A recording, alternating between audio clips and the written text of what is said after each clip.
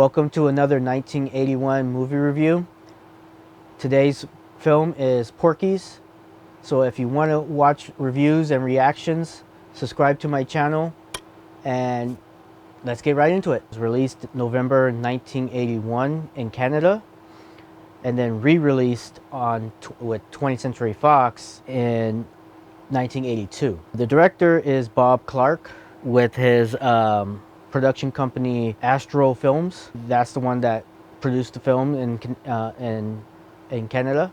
Based in 1954 in Florida. I would say the story is very slow to get to the point, but then there's a lot of distractions because all of them want to try to get laid. So when the serious story part was kind of just basically put in there to make the movie more desirable for a full length. I think they started out with that storyline, but then they couldn't come up with anything else in the story, so they decided to go with the typical high school scene where they were going to go and get all these guys trying to get laid during high school. And like the PE teachers were the funniest part of the whole movie. There's this one scene where there's a PE teacher and another PE teacher. They go upstairs into the laundry room or the boys' locker room kind of, and they start having sex, and they call her Lassie because of how she howls and everything when she's moaning. And then there's also a glory hole scene where one of the PE teachers grabs his Johnson and starts pulling it through the hole. And so she's on a rant about trying to find out who's that person is, and because she knows who it is. And then there's also parts where they make fun of Pee-wee because he was the one that's really trying to get laid, and so they make fun of him with all these rubbers. The comedy was very mature for 1981. People that back then, I know that was risky, but they actually got that today. Everybody will get it and everything, but back then it was very risky. Direction was great. The cinematography had very soft lighting and really no color correction for 1981, which 1981 they didn't really have that much color correction. It's just straight out of the camera. The editing was great, but very slow paced. The sound was great, and the reason why it was released in Canada in 1981 and then re-released in 1982 was because of the tax bracket.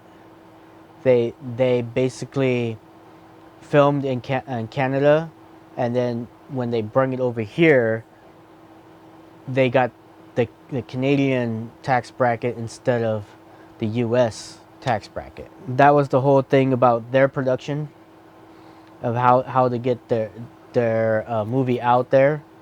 And so they approached 20th Century Fox and brought that here.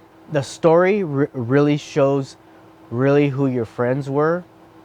Like basically the story goes where they go to Porky's and they get all of them are there, and then Porky does a prank on them.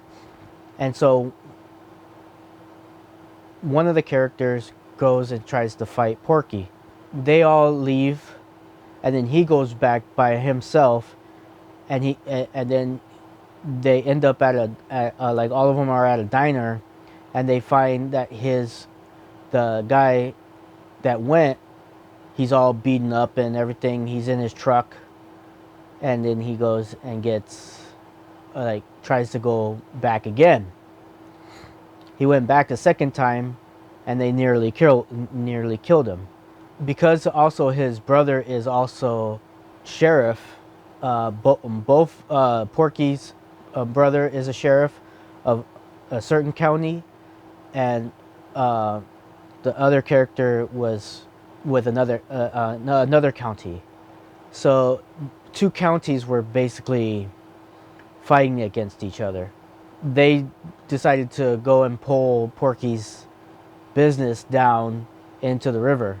At the end, they halt. They're getting chased by Porky, and they end up at their county line. They start this whole thing, and then they pretty much get revenge for what happened to him. So all his friends came to help to do all this, and that was one of the storylines that was basically not a distraction. That like there was no comedy in it. There was just straight revenge kind of stuff going on.